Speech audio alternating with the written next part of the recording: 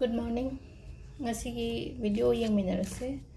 Ngasi se yumja kaisa numit oire ko yumja kaisa gi color se green laire duga number na 104 laire do ahambada aphagi card ki message yang minarase duga I timing hapetang haijara ge ko mayam da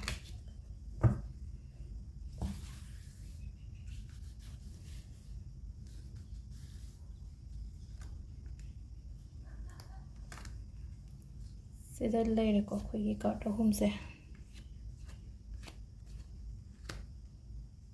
ahamba choose tauba se haitare ko waba oina oi ko ngasi se yamna haitare ko aidi waba podum mayam ama pura chappa ko adagi yamna tough oiba timing oiba do hojik se aduga sida haidi haiba budi hai ko sida agi tough oiba timing se temporary ne haina haidi haire sida ko adu tarsu extra burden leiba haitare ko haidi tension ni khangde ama ni khangde thaba inkhangda ni khangde adumaina gumba leiba haitare ko ani shubasina haitare ko khatang conflict kumba leiba khotpa su lei ko haidi crossroad haitare ko haidi chapham khangdaba chamamnaba kamain tawgadawna emotion na haitare ko haidi isa se pura phungatpa oibodo haitare ko haidi loina block tawsanbado thabak kachamta haitare ngasi yoina tawningdaba haitare ko adumain tawraga ado sida haitare khatang meditation gumba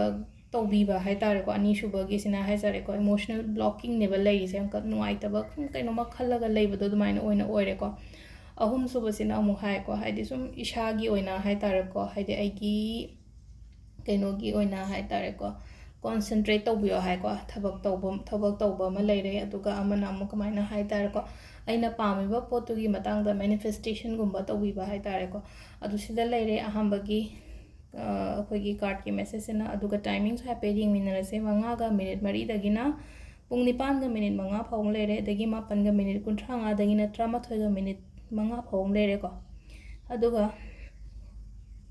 अनीगा minute तरुक दगिना मंगागा minute तरुक फाउंग लेरे अदुगा तरुका minute कुंथ्रा तरुक दगिना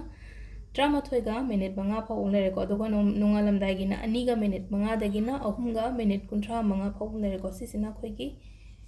ngasi ki oina afaba timing ko ado sida leire khoi ngasi gi card ki message se ko